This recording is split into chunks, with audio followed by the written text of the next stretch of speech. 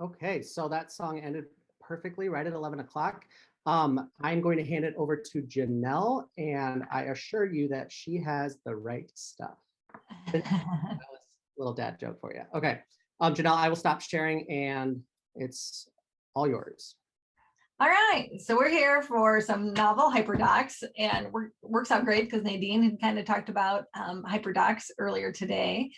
But I am Janelle Thompson, and I am a literacy consultant with Heartland AEA. So I work in a certain region. There are 7 other literacy consultants in our agency. So if you don't know who your literacy consultant is, here's my email address. Email me. I'm happy to share with you who your literacy consultant is, but you can email me anytime too. If you have specific questions or something around literacy. And then here's my Twitter handle as well.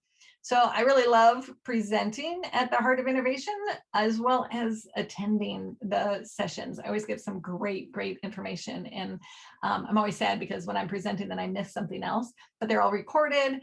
People share out stuff on Twitter and Facebook that I can click into. So it is really a great place to find really high quality tech integration ideas that you can put into your classroom. So I hope that's what this is for you. Get you some ideas easily to integrate into your classroom and give you some high quality information.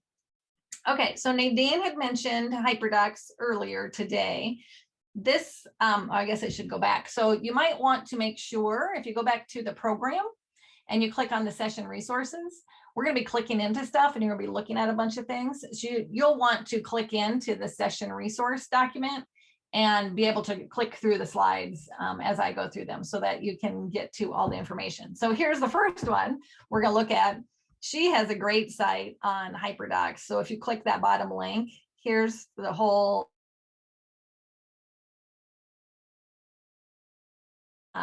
presentation. So if you are a PLC leader or instructional coach, you know, she shares all of her stuff. It's great things that you can just use with other people, and she's happy to share all of her good knowledge. So in the Hyperdocs, she tells you what it actually is.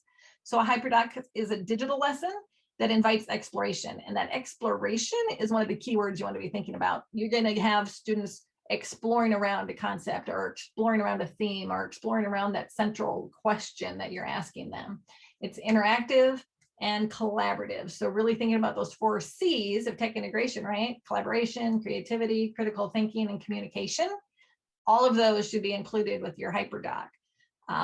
If you haven't read the Hyperdoc handbook, it was out in 2016, but it is a great resource for you if you're interested in how to create high quality things. It's a great book to try out. Hyperdoc is also a multimedia tool.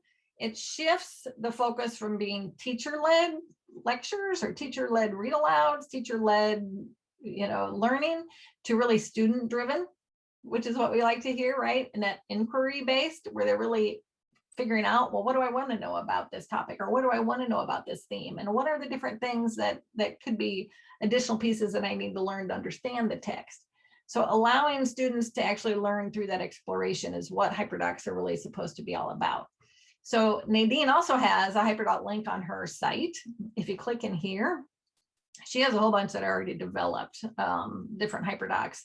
So she has, general ones here. If you teach Greek mythology in 6th grade, that would be a good one. There's some around biographies if you want them to be putting some stuff together. But there's also some on science that she has. So you can work, with science teachers. There's some in there. I believe there's secondary examples of Hyperdocs. So here's the choice boards, which I see the 13 colonies, which is probably more junior high. But that's secondary. So there's lots of pieces in there for secondary teachers that are already done, right? Black Panther, right away kids are going to be interested in that. And then you're sneaking in some learning around the Black Panther, right? There's math ones over here. So if you're a math teacher, probably have no math teachers in here because it's around novel Hyperdocs, but share those with your math people. But there's lots of great pieces in here that Nadine has already done around Hyperdocs or has created or shared from other people in Hyperdocs there. So good ones to look at. She also has this great little reference from the Hyperdoc handbook and what they are and what a doc is with hyperlinks. So there's definitely a difference, as you can see here. we really want them to be collaborating. So thinking again about those 4 C's, they have to be collaborating around there. And then the green one, that we want them creating. Something is created, the students should be creating something, showing that evidence of their learning and have it embedded within that Hyperdoc, because then they can show what they know. The following one there in the blue is that the students are really reflecting on their learning. So having those discussions back and forth. Hey, I really saw what you posted about this, but have you thought about having that communication through a discussion and saying, here's what I learned, but then giving them feedback on, is that really at the level we want to be at? Or, hey, have you thought about a different point of view? So really getting students to interact within that Hyperdoc and communicate and give each other feedback is going to be a big piece, especially at a secondary level. If you're in a big school district and you have, 8 classes a day or 7 classes a day, you have lots of students in there. So it's a great way to get them all organized in one document. Even let them see from, first period to third periods class so that they can communicate with each other. I always thought when I taught those that I would, by the third time I taught it, it should be the best lesson ever, right? And those kids in that third period class are going to score way higher than the first period class, and that never was the case, right? So getting them to communicate with each other, learn from each other from different periods of the day is going to be important too. And then making sure that they're connecting what they learned to other subject areas. So again, if I'm doing To Kill a Mockingbird, then maybe I want to throw some stuff in there about Jim Crow. And I'm learning about some of those social studies and some social emotional learning and some equity things, right? All of that should be thrown in with that. Really should be having bigger other subject areas, other topics, and not just a text and a theme, right? We want to make sure that we are really addressing lots of things in the real world, and we can totally be using To Kill a Mockingbird and, parallel it to things that have been happening in our world in this last year. So really thinking about more than just the text, just the novel, and thinking about those other subject areas that can be brought in.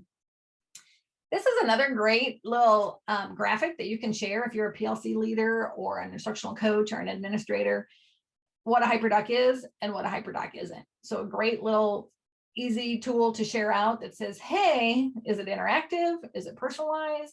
Is it engaging, right? Engagement can be a thing. Is it transformative? And does it facilitate creativity, collaboration? But I'd also add critical thinking and that communication. Those 4 C's should be in that Hyperdoc every single time. So really thinking about what you have and are those 4 C's in there. And then as a literacy person, I'm going to tell you, reading, writing, speaking, listening. Those 4 things should be in that novel Hyperdoc as well. So the 4 C's, and then reading, writing, speaking, listening, making sure that those are always in there is a good way to tell if you have a quality Hyperdoc. Okay, I wanted to make sure that, I know that they mentioned this earlier after the first session with Nadine, but in February, the Hyperdoc team is coming for a webinar. And I know it's in February, which seems like a long time from now, right? It's only summer and we're going to be in snow by February. But click this link and register for that webinar, even though it's from 10 to 11 and you probably have, period 4 then, and you can't possibly make that webinar. If you register, you'll get the recording of it. So that'll guarantee that you have the recording of that Hyperdoc webinar and you can watch it at your leisure, right? Go home and have a nice adult beverage in your lazy boy while you're watching the webinar. If you haven't learned about Casey Bell, she's got some great things. And then D-Linear is going to be a great webinar as well. Again, if you can't make it, register so that you get the recordings of it, because they're excellent. And I'm super excited about the Hyperdoc team coming in February. I wish it was sooner, but make sure you sign up for that. And then here's the series links, but here's all the links on there as well. So get yourself signed up for those. So who to look for when we're thinking about specifically novel Hyperdocs, okay? Who do I go for? I told you what Hyperdocs were. We got some webinar series. Nadine has some things, but when we're thinking about novels and Hyperdocs and how we create novel Hyperdocs, here's some people that you want to be following. So Nadine has some templates, but Heather Marshall is kind of the brainchild behind novel Hyperdocs, and she's a middle school teacher. So she has some great blog posts. This is her Twitter handle. So if you're not on Twitter, I highly recommend getting on Twitter because there is so many good things shared on Twitter. It's not even funny. So there's her Twitter handle. And then she is really a proponent of teachers give teachers. So instead of teachers pay teachers, it's teachers give teachers. And they have a site. If you click on there, it will take you to their site, and then you can search for anything. What are you looking for? So if I click in there, novel, it will show up. You can even click secondary, whatever you want to do, but I'm just going to click on novel, and then it's going to give me all sorts of resources around different novels. There's 3 pages of them. So you can look in there and find novels that you are using or examples that you could maybe tailor up to what you want to be doing in your classroom. So that is a great place to find information. Karen Ferramisco is another guy, the Teaching Jedi. Follow him. He's got some good ones that he'll share out. And then these 3, Michelle, Sean, and Carly, this is a link to their Twitter handles too, but they have a Hyperdoc template that they created that was inspired by Heather Marshall and Teachers Pay Teachers. So you can click into here and it gives you a template. This one's the elementary level, but they have a secondary level one too. Sorry, I didn't link the right one in, but I will do that so you have access to that. But again, you can pair this up. It's not that much different. Okay, it's really the critical thinking is totally different at secondary though, right? But these are some great resources and people to follow to give you information around novel Hyperdocs. So really, Heather is kind of the brainchild behind those. So we have lots of packets of information, and now in high school with our one-to-ones, it really is a Google Classroom. And Nadine was mentioning this morning about all of the things in Google Classroom that kids get lost in, and here it is, and I'm going to read this, I'm going to answer this, and respond to 2 people, and they write, really easy things, and it's not really at the level you want it to be at. So really getting kids to be interactive and collaborating in novel Hyperdocs is going to be the piece for secondary teachers, secondary students. So however you're doing To Kill a Mockingbird, however you're doing Fahrenheit 451, or however you're doing Of Mice and Men, whatever book you're working on, Romeo and Juliet, whatever you're working on, how can we make it more interactive? How can we add more collaboration? How can we add more creativity? How can we add more critical thinking? How can we add more deep learning around that text? Okay, so this again, Heather Marshall, the brainchild, there's more information here you can click into to get things from her. And again, I told you she was a middle school teacher, but this is from Ditch That Textbook. If you don't know this site, they have great things. But then here's how they developed.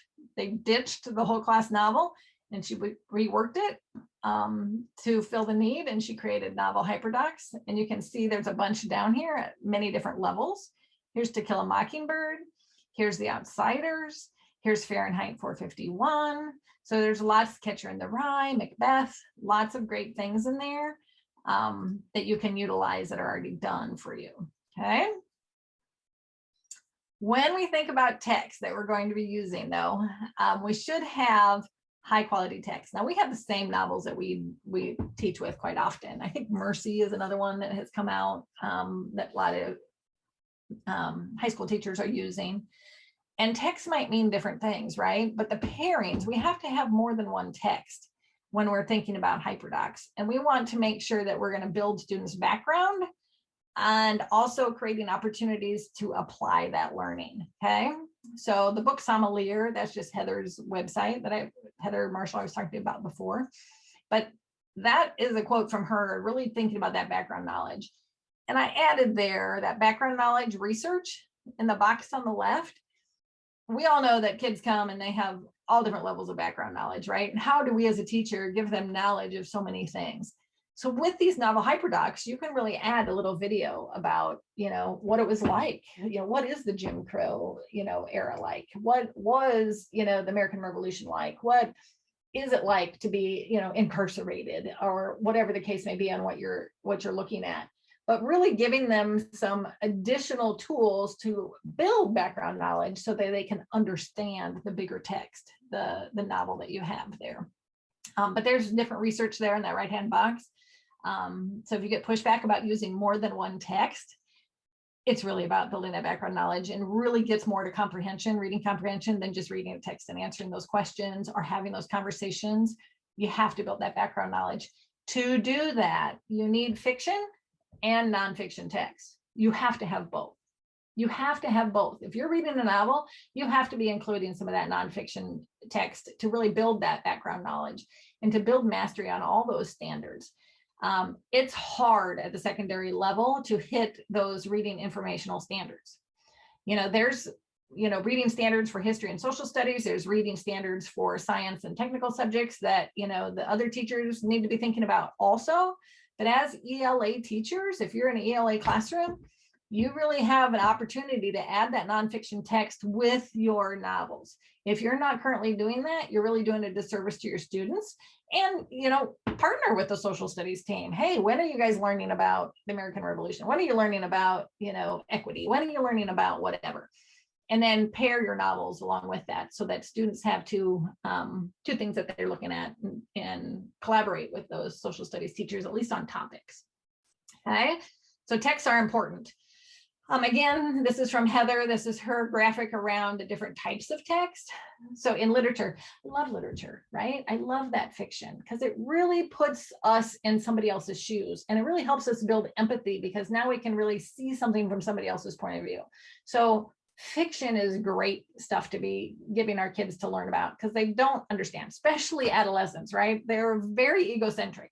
So giving them that fiction so that they can understand other people's point of view and where other people are coming from is important. Hitting that poetry, getting the art built in there, including fables, myths, folklore, plays, Romeo and Juliet is in there, right? So adding some of those in there. But then also think about film with, all of the documentaries that are out on Netflix and Amazon Prime and Hulu. I mean, there's so many great documentaries out now. I have a list that friends of mine have given me to watch. So look for those and add those as, optional content, right? Can't really watch, Amazon Prime maybe at school, but if it's good stuff, maybe it's optional content that they could watch later. Short films, video essays, all of those things are good things to be thinking about. I think we don't use TED Talks enough. There's some really great ones for secondary, a lot of high school ones that I just love. I don't think we use those enough, but look through some TED Talks and find some that you can use. Nonfiction there again, news, primary sources, talk to your social studies teacher and ask them about primary sources around whatever topic you're looking at. Find those speeches, audio visual, then we have art, media, photo essays, and podcasts. Now, here's where I'm going to tell you, if you don't follow Jeff Glade on Twitter, you need to follow Jeff Glade on Twitter. He puts out a podcast list, or he has been, hopefully he will next year too, a podcast list every month. And he puts that out on Twitter first. And so it's a great K through 12. So he does it by grade level. He does it by topic. Usually everyone is a theme. So there's so many podcasts out there that Jeff does the work for you and gives you some of those that you don't have to look through hundreds of thousands of podcasts to find good ones. Jeff finds them for you and make sure they're appropriate for school. And if there is something wonky about it that he wants you to be aware of, he even writes that in there for you too. So if you're not following him on Twitter, Jeff, throw your Twitter handle in chat, make sure everybody's getting a hold of you, because he does have a great list. And I know you did some in the summer that need to happen during the school year. Like I had no opportunity to share the last one, but I will in the fall. But podcasts are a great way, all of those things are great pieces to use for paired text. Okay, a little note about what they aren't. Okay, it's not an attempt to eliminate what you're doing with your novels or to cut out communication within the classroom or cut out the learning activities that you're already doing. We have to have student talk. You want those manipulatives here, categorizing things with paper on things that they've read is still good stuff, right? It doesn't have to always be techie. We're not saying that you have to move everything online or to a novel hyperdoc, but a nice balance is key. A blended approach is key, and always good when you're thinking about technology. But we can have a novel hyperdoc where kids can really explore, and you set it up right. I'm going to be looking, I'm going to be reading, and then I'm going to meet with a partner, I'm going to meet with a small group, and we're going to talk, and everybody's at a different stage, and that's great. And then you can be wandering around and really scaffolding things for kids in that classroom that you wouldn't have gotten to before because we're too busy having whole class discussions around it, or everyone's trying to turn something in at the same time. So really having those opportunities for student talk and directed lessons that's more blended and gives you an opportunity to give more feedback at the right time is a good way to think about it. Okay, so we're not saying dump what you're doing. We're saying, how can we make what you're doing a little bit better, taking it to the next level and giving a little more interaction and engagement for your students. All right, you saw this earlier today. This is from Nadine, Digital Lesson Design Levels. And as you can see over here in level 3, Hyperdocs is down here at a level 3, which is great. So now you're all thinking, oh, great. Janelle just showed me all these Hyperdocs that were done. I can just use one of those because it's a text I use, and I'm at a level 3. Well, I would love to say, yes, you're right, but we have to be smart consumers. Some of those novel Hyperdocs that are put together might not be at the level that you would want for your students, or it might not meet the standard at your grade level. So you really have to be looking at those and making sure that they do have the 4 C's, as well as reading, writing, speaking, listening, as well as the text complexity at the grade level that you are teaching. All those pieces need to have. So just because it's a Hyperdoc doesn't mean you're necessarily at that level 3, but Hyperdocs done correctly are at a level 3. So you have to make sure that you are a smart consumer, and then as you're building your own, that you ensure you have all those pieces in there. But I love that she has that, and there's that handbook. And for secondary, the Edu Protocol, if you click into the, or if you Google Edu Protocol and get into there, they have some ELA lessons, and they call them Iron Chef lessons. So if you haven't looked at those, some of the novel Hyperdoc links will have Iron Chef, and you're like, what is that all about? That's an Edu Protocol piece, and you'll want to click into there and really learn about what the Edu Protocols are, because Iron Chef is kind of through that Edu Protocol piece, and you'll kind of learn about what that is. But very cool stuff. Wondering, oh, that's been around forever. Who created those things, right? Edu Protocols is one of those. So good stuff there with them.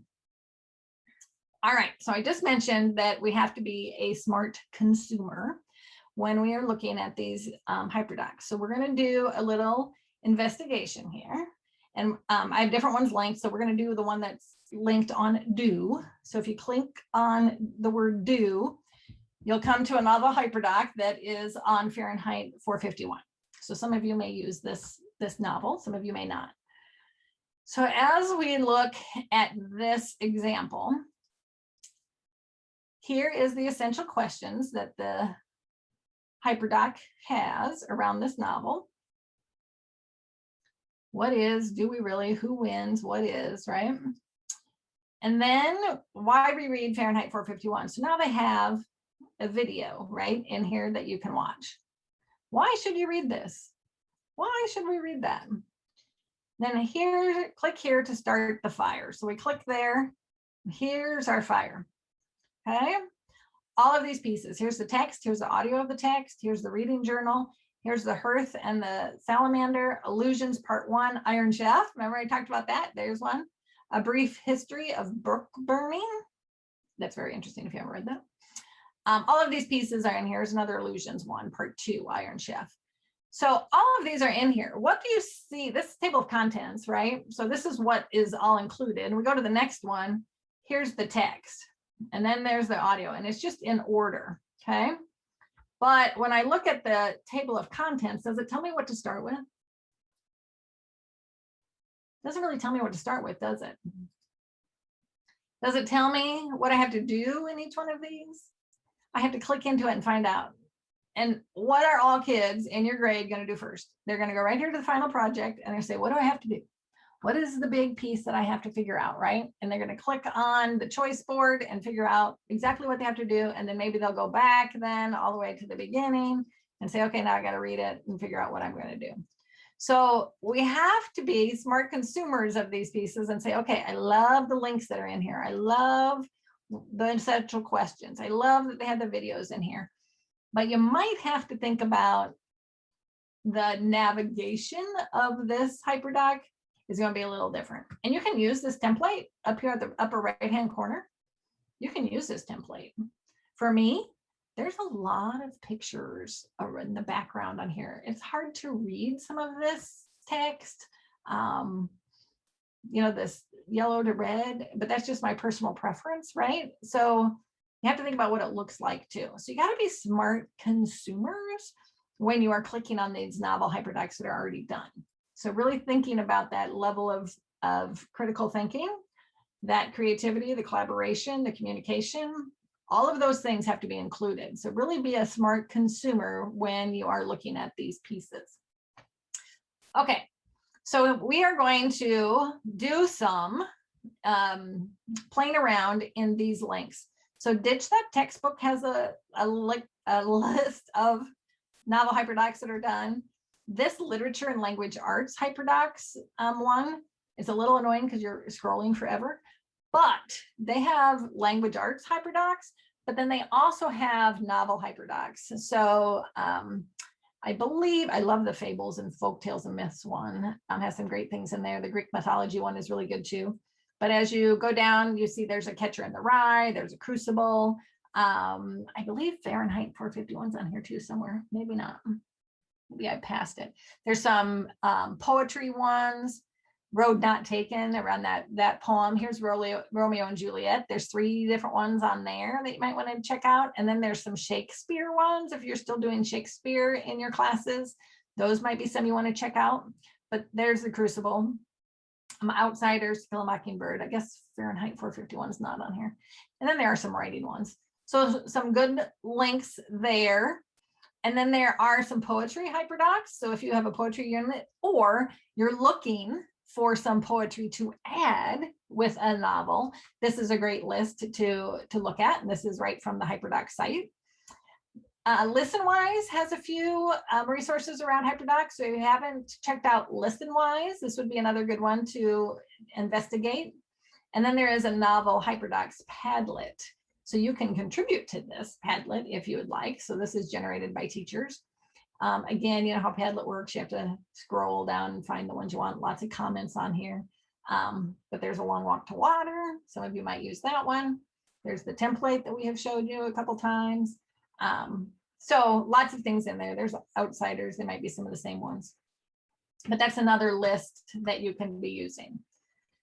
Now, I put this picture here. This is from Jeff again. So you can see at Glade Jeff. So he had shared this. I don't even remember where, if it was on Twitter or if it was on the Facebook page, but that book Wish Tree. And then he had 2 podcasts that went with that tree. So again, trying to find people to follow to get some good ideas is important. So I want to make sure to put that on there. So we're going to take about 5 minutes and I want you to click into these. And then I want you to pick one, either site or one novel hyperdoc that you might use or that you think is worth sharing or that you think is high quality. And then we're going to share it out on Twitter. And I want you to use the hashtag Heartland AEA Innovate. So that's the hashtag for the Heartland Innovation Summit. And if you do that, then you get extra drawings into those freebie gifts. And I can't imagine all the good stuff that they already gave out. I don't know what they have coming yet. So they've had some great prizes. So if you're not on Twitter, I highly recommend you be on Twitter. I get lots of great stuff off of Twitter. It's not just another social media site. I follow a lot of educators. I follow a lot of authors and get gobs and gobs and gobs of information. All of the research sites around literacy are on there and give their information from Twitter first. So these are things that you can find on Twitter if you're following the right people. If you want a list of high quality literacy people to follow, shoot me an email. I'll send you a list of people that are the gurus in the different areas and tell me what areas you're wanting stuff in. I'll tell you people to follow. But here is the thread on Heartland AEA Innovate. So I'm going to give you about 5 minutes. I want you to click into these, do some investigating, and then I want you to tweet out what some of your favorite pieces are, whether it's one of the sites, whether it's a novel hyperdoc that you found, or maybe it's ways that you're going to integrate it into your classroom. So we're going to take 5 minutes to explore and then communicate through Twitter some of the stuff that you found that was the good stuff. So I'll give you about 5 minutes starting now. If you have questions, turn the mic on and ask questions too while you're doing it.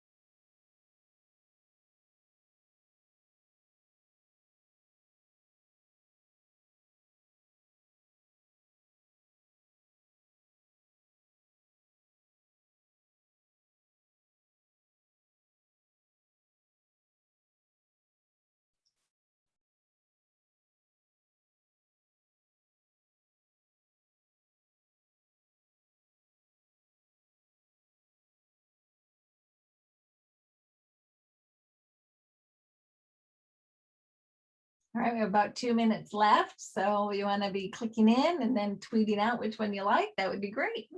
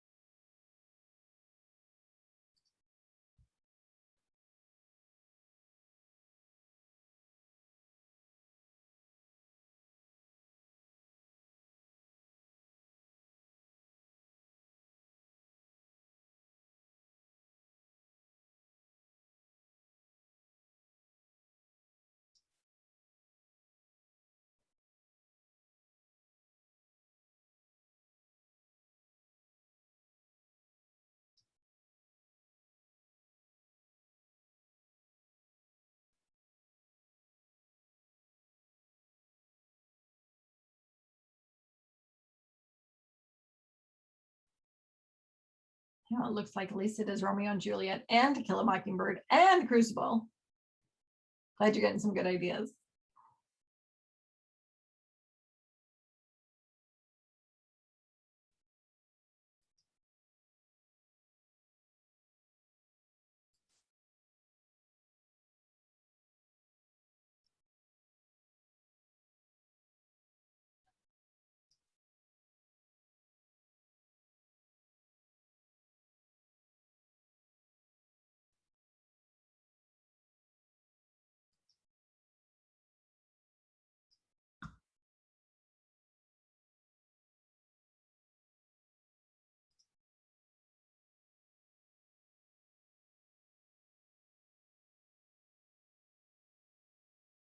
Jeff putting in the Crucible. Awesome. Love sharing those resources. Love that you're sharing out with your PLC already. All sorts of good stuff already created. Got to work smarter, not harder, right? All right. So if you haven't tweeted out yet, get your tweets out there. Give you more opportunities to get those prizes at the end here. So always a good stuff to share out. And again, if you're not on Twitter, I highly recommend getting on Twitter. It's not just another social media site. You get lots and lots of great information on there. I can't even tell you all this stuff I grab off Twitter every single day. It's like watch my email, check my email, and then I check Twitter. What's on there new today? Always right away in the morning. Okay. So if you are going to build your own Hyperdoc, Heather Marshall has some advice. So this link here is great for you guys. It has a whole slide presentation around how to Hyperdoc a novel. So really walks you through it. Lots of good stuff on there. So paired text, she's got all sorts of information. I shared some of those with you already. Has to have those essential questions. So it's a great little tool. There's also a Hyperdoc template there that I showed you earlier that you can just make a copy of and put in your own information for whatever text you're using. You can also make a copy. Lots of them have templates that you can just use the template for a novel Hyperdoc, and then you can edit it to your own liking as well. So any of those ways to build your own is a great idea. All right, thinking about that, I also want you to be considering that packaging is important. So on that Fahrenheit 451, we kind of looked at it. It was busy. It was dark. There was lots of colors, hard to see. I saw that Jeff put in the chat that, as someone with color blindness, he appreciates the thought about color. And I know we've got Jeff and Marissa both in the room. So I don't know if you guys have a document or a resource or something that really helps teachers understand about accessibility. So there's two things on my page here, ease of access, but then there's also accessibility, and they're two different things. So ease of access really is around how can you navigate? Do I have to scroll forever? Do I have to click 1,800 times, right? I hate excessive clicking. I don't know about you guys, but that's a pet peeve. If I have to click more than 5 times to get somewhere, I'm going to go insane. So ease of access is about how easily I can get to the information, whereas accessibility is really more about, can I see it?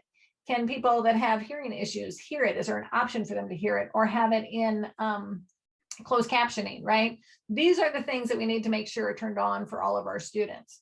So I think it was at ISTE, and Marissa might know this information, but there was a choice board once that I did, and I think it was from ISTE, that really taught me so many things about accessibility that it was crazy. And if I can find it, I'll share it out on the Facebook group or Twitter. But accessibility is really important, but also that ease of access and, you know, making it eye-catching for students, but also easily to navigate. They should be able to find the materials that they need without any issue and know what materials and what order and what progression they should be doing it, or if it matters if there's a progression. So it has to be interesting, yet it has to be functional. And I am not really a great one to build real fancy Google Slides. Yeah, I just love Nadine's, and she had little peanut butter and jelly with their eyes and they're blinking and they're holding hands with, you know, Google Sites and Google Docs. And it's great. And there was no text on it. Totally different from mine where they're filled with text, right? It's just not my design nature. So I'm always bugging Marissa and our other instructional technologist, Tyler, and I'm saying, help me make this look pretty. Because I stink at that. I don't have a good knack at that. So if you know that you need help with that, find somebody who does it well and work with them to get it to look good, but also be accessible and really neat and functional. And with Novel Hyperdocs, you can use Google Docs, you can use Google Slides, you can customize slides to make them different sizes. You can use forms. You can use sites, that works too. And then also maps. I saw one that just used Google Maps and had kids go to these different places. And then there was interactive pieces, multiple things from each dot on the map. And it was awesome and very highly engaging. So consider that. That's probably a little outside my wheelhouse at this point, but I really enjoyed using it. I probably wouldn't have enjoyed making it, but I enjoyed using it. So if you're that kind of person or you know somebody who is, get them to help you make those kinds of things. But packaging is important when we're considering these things. And then we need to find the good stuff. So use your PLN, use your professional learning network, use your PLC, use the people you follow on Twitter, follow the right people on Twitter. Again, let us know if you need ideas on who the good people are that send out good stuff. I wrote in here, hopefully your PLN encompasses more than just Newzilla and ReadWorks and Common Lit. There are a lot of other really great pieces, little websites out there that you can use that aren't just where you to find text. It's not always just about text, right? Think about primary sources. Talk to your social studies teacher about primary sources. You can even think about debates. Hey, read this, this, and this, and then we're going to debate it at the end, right? So there's another piece around speaking and listening that you could add to that. If you haven't used teachingbooks.net, click into there and you can search all sorts of things. So if I put Fahrenheit 451, it comes up. This site has good stuff. So don't go to Teachers Pay Teachers, go to teachingbooks.net. This has great things. I can click view the text complexity.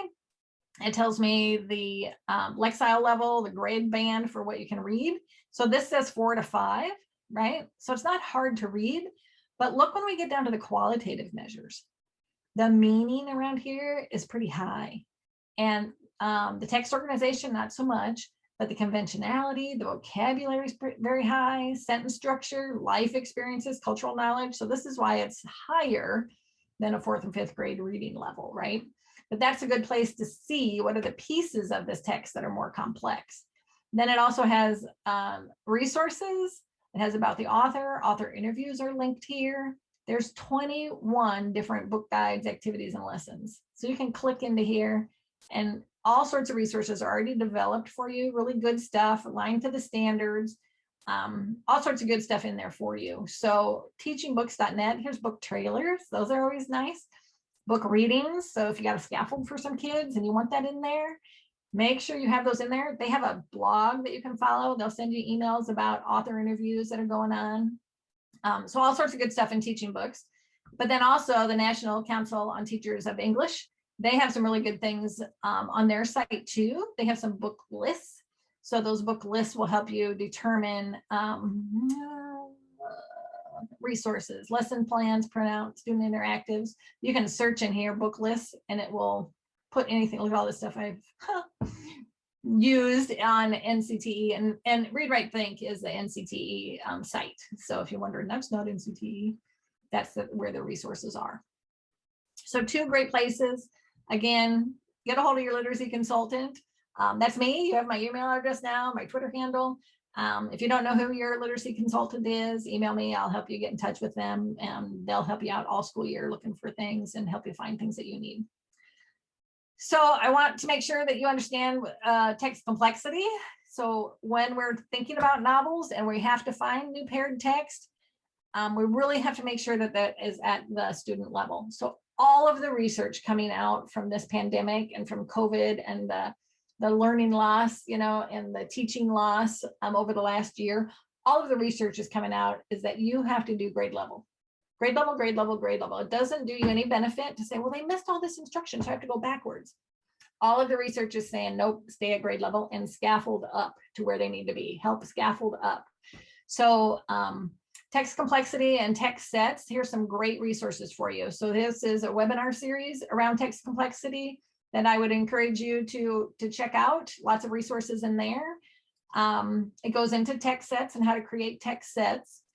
So when you think paired text and text sets and quad sets, it's multiple pieces of information. Common Lit just came out with a whole bunch of new stuff. Common Lit has some great pre-assessments. Common Lit has text sets already created that will go with some novels in your classroom. So if you haven't checked out Common Lit's text sets, great place to start, some that are already done for you. Newsela has text sets that are already created as well. Love those because those are current events. ReadWorks has text sets. Harder to find the 11th and 12th grade level on ReadWorks. 6, 10, I think is pretty good, but I have a hard time finding really high quality stuff on ReadWorks for 11, 12. I told you about teachingbooks.net. Here's a guide to creating text sets, and it's from the Iowa Core site. It walks through what it is, what strong ones are, what weak ones look like. So as you're building those text pairings, look at this and make sure that you're getting at that strong text set level. Here's some examples and some weak examples. All sorts of good stuff on there. And then they have all the steps. Here's what the student will be doing. Here's the thinking that should be happening, and the content. Does it really match what you want? So really good resource to kind of think about texts and how you're going to use them and put them together for your novel Hyperdoc. And then Achieve the Core has text sets too. And these are by grade level. So I always giggle. This first one, African Savannah, grades 2 through 8. It's a pretty big span. But there's grade 6. There's some younger grades. Here's a 9, 10 one, a bacteria and viruses. So there's a science one. So lots of stuff in here that you can be checking out with Achieve the Core. So lots of things to think about with text complexity, but lots of resources around the level of text you might want to. And then I want you to think about sharing. So Heartland AA has this Innovative Educators Facebook group. If you are not in this group, anyone can see it. Here is the page, Innovative Educators, and all sorts of stuff. Ready to get some new ideas? You can see everybody's kind of been in here already. So I want you to share. We did it on Twitter, but I want you to think about Facebook also. If you're not on Twitter, you're probably on Facebook. So think about putting something on Facebook, highlight something you learned with this group. Again, you put it in there, you earn more possibilities to get into that raffle for those great, great, great prizes that the tech team has put together for you. So lots of good stuff on that. So last but not least, again, I'm Janelle Thompson. I am a literacy consultant at Heartland. There's my Twitter handle and my email. If you need, you're like, I didn't know I had a literacy consultant, shoot me an email. I'll tell you who it is. Maybe it's me. But get a hold of us, get a hold of Jeff around his podcast, follow us on Twitter. We're going to take just a couple minutes. If you have questions, ask those first. And then I believe there's another prize giveaway, if I'm not mistaken.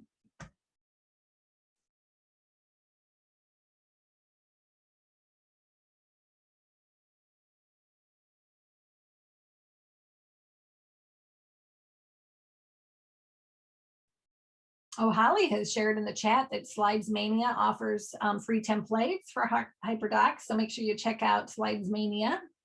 So for people like me who aren't very good at making things pretty, Slides Mania does that for you. So that's a good resource to be using. Oh, and you.